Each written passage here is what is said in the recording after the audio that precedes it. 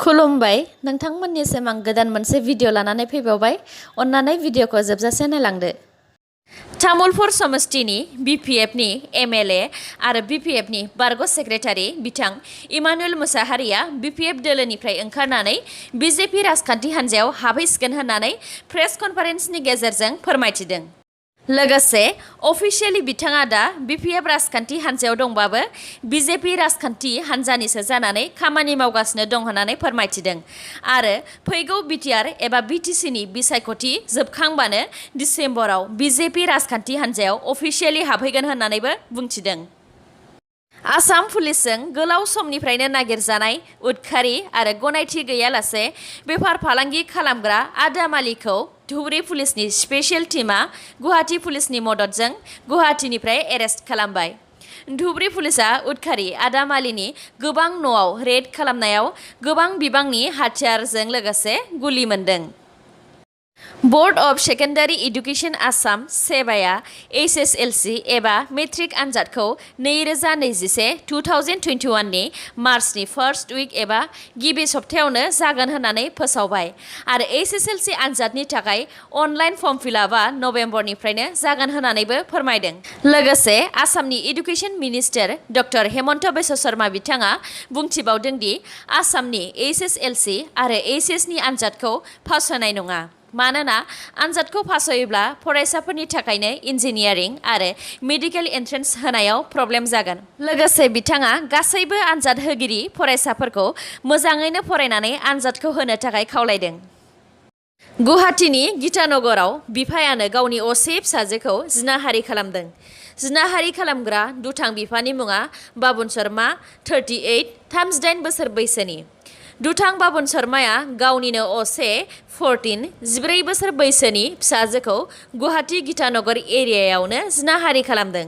जाथायनि उनाव गथ'नि बिमाया गीतानगर पुलिस थानायाव दुथां बाबुननि हेंथायै एफआइआर खालामहैनायाव दा पुलिसफ्रा बेखौ एरेस्ट खालामबाय।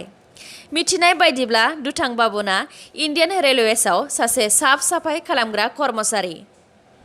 बुहुमनि बयनिख्रुइबो देरसिन रासियानि पिंक कालार एबा गलापि गाबनि हिराखौ 10 नभेम्बराव फाननाय जासिगोन। रासियानि बे मुंदांखा हिराखौ साउथिबाइनि जेनिफा मेग्निफिसेन्ट जुवेल्स एन्ड नबेल जुवेल्स अक्सनाव फाननाय जासिगोन। बे हिरानि मुङा द स्पिरिट अफ रस आरो बियो गासै 14.83 केरेटनि।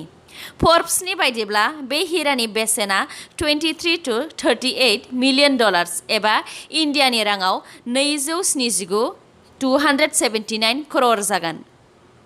पर्तुगालनि मुंदांखा फुटबल गेलेग्रा क्रिस्टियानो रनाल्ड'नाव कभिड-19 पजिटिभ मोनबाय। क्रिस्टियानो रनाल्ड'आ पर्तुगालनि उइफा नेशन्स लीगआव गेलेगौमोन।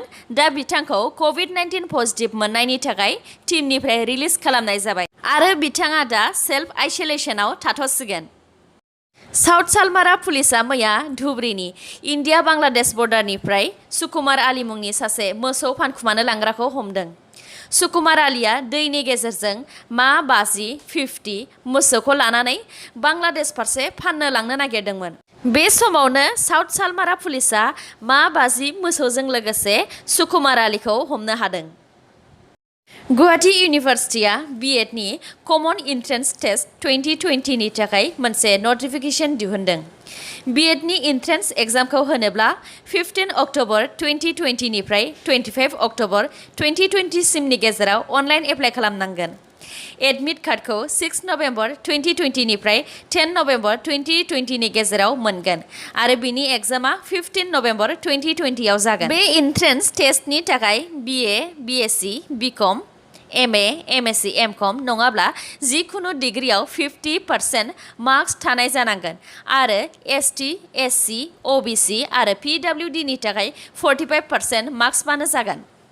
भिडिअखौ जोबजासिम नायलांदो आरो नोंथाङा दासिमबो आंनि चेनेलखौ साबस्क्राइब खालामाखैबा अन्नानै साबस्क्राइब खालामदो लोगोसे बेल आइकनखौ क्लिक खालामदो जाहाथे गोदान गोदान खौरां लानानै आं नोंथांमोननिसिम फैनो हायो। साब इन्सपेक्टर आनजादनि पेपार लिक जानाय केसआव सिआइडिआ करिमगन्जनिफ्राय आरोबाव 3खौ एरेस्ट खालामबावबाय।